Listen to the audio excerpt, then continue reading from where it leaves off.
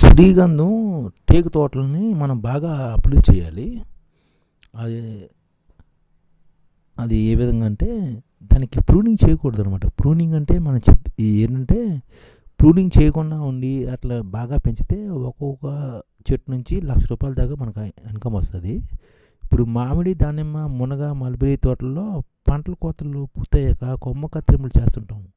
ఈ తోటల్లో ప్రూనింగ్ వల్ల అనేక రకాల వెలుసుబాటు కలుగుతుంది. దిగుబడి పెరగడంతో పాటు చెట్టు కొమ్మలు మరీ ఎత్తుగా పెరగనమాట. పంటల కోతగా సులువు అవుతాయి. ఈ అలవాట్లతోటి అంటే పక్కన కొమ్మలు కొట్టేస్తుంటారు. చెట్టు ఎదుగుతున్నప్పుడు పక్కన కొమ్మలను కొట్టేస్తుంటారు. దాన్నే ప్రూనింగ్ అంటారు. ఇప్పుడు ఈ ప్రూనింగు ఈ మామిడి, దానిమ్మ, మునగ, మల్బరీ తోటలకు చేయొచ్చు. కానీ ఈ శ్రీగంధం టేకు తోటలకు చేయకూడదు. ఇలా చేస్తే మేలు కన్నా కీడే ఎక్కువగా జరుగుతుందని డాక్టర్ సుందరరాజు చెప్తున్నారు అనమాట. ఈయన శాస్త్రవేత్త, institute of food and science technology, Bengaluru చెందిన ఆయన డాక్టర్ ఆర్ సుందరరాజు గారు. శ్రీగంధం చెట్లు కాండం లోపల కలపను మధ్యలో చేవను చీడపీడల నుంచి రక్షిస్తుంది. అంటే శ్రీగంధం టేకు చెట్లు కాండం లోపల కలపను మధ్యలోని చేవను చీడపీడల నుంచి రక్షిస్తుంది. దానిపైన ఉన్న బెరడు అనమాట. ఈ చెట్లను రక్షిస్తుంది బెరడే. కొమ్మలు కత్తిరించినప్పుడు బెరడు దెబ్బతిని ఎండిపోతుంది. పైన మన కొమ్మల పక్కన ఎండిపోతుంటాయి అన్నమాట. కొమ్మ నరికిన చోట కాండం లోపల పొరలు బయటపడతాయి. ఆ విధంగా కలపను కుళ్ళింపజేసే శిలీంధ్రాలు, నష్టం చేసే కాండం తొలిచే పురుగులు ప్రూనింగ్ జరిగిన చోటుకి చెట్టు లోపల ప్రవేశించి తద్వారా చెట్టు బలహీనపడుతుంది అన్నమాట. ఆకుల పెరుగుదల మందగిస్తుంది.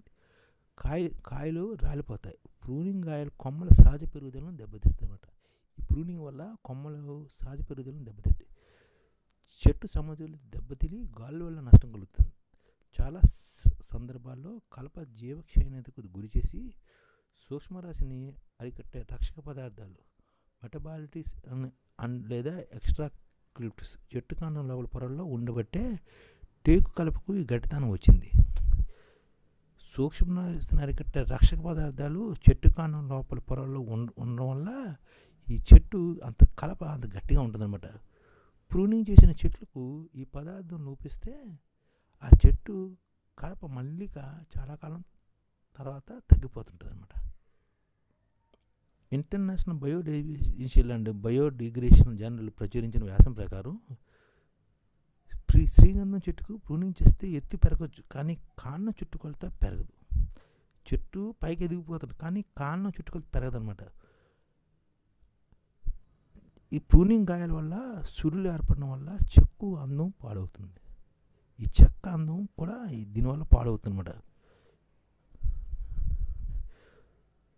ఈ ప్రూనింగ్ చేయడం వల్ల శ్రీగంధం టేకు చెట్లకు నష్టం జరగడమే కాకుండా దాని చుట్టూ ఉండే పర్యావరణ వ్యవస్థకు తెలియకుండా నష్టం జరుగుతుంది.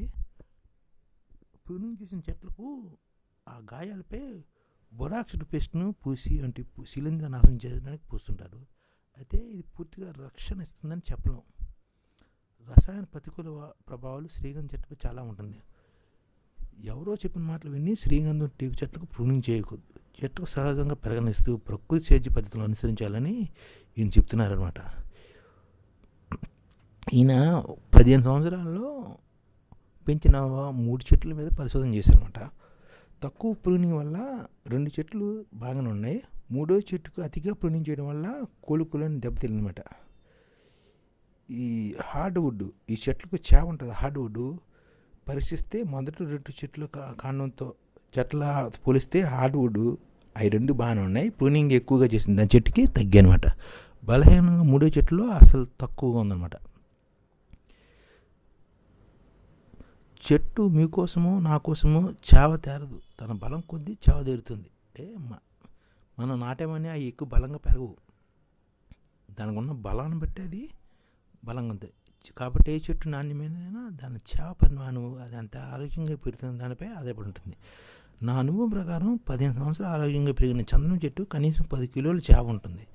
దాన్ని బట్టి రైతుకు ఆదాయం వస్తుంది. అది అన్నమాట ఈ సుందరరాజు గారు చెప్తుంది. అంటే ప్రూనింగ్ చేయకుండా శ్రీగంధం చెట్లని సహసిద్ధంగా పెరగనివ్వాలి. ప్రకృతి పరంగా దానికి వ్యవసాయం ప్రకృతి పరంగా దాన్ని పెరగనివ్వాలన్నమాట.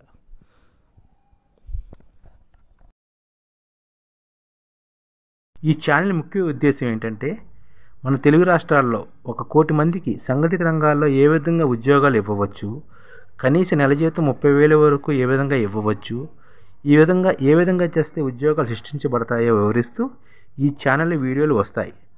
అలాంటి వీడియోలు మీకు కావాలంటే మన ఐడిఎఫ్ భాస్కర్ ఛానల్ని సబ్స్క్రైబ్ చేసుకోండి. ఐడిఎఫ్ అంటే ఇండియన్ డెవలప్మెంట్ ఫోర్స్. ఈ వీడియోలు చూసిన తర్వాత మీకు నచ్చితే లైక్ చేయండి, మీ ఫ్యామిలీ మెంబర్స్కి షేర్ చేయండి మరియు మీ ఫ్రెండ్స్కి షేర్ చేయండి. Thank you. నమస్కారం.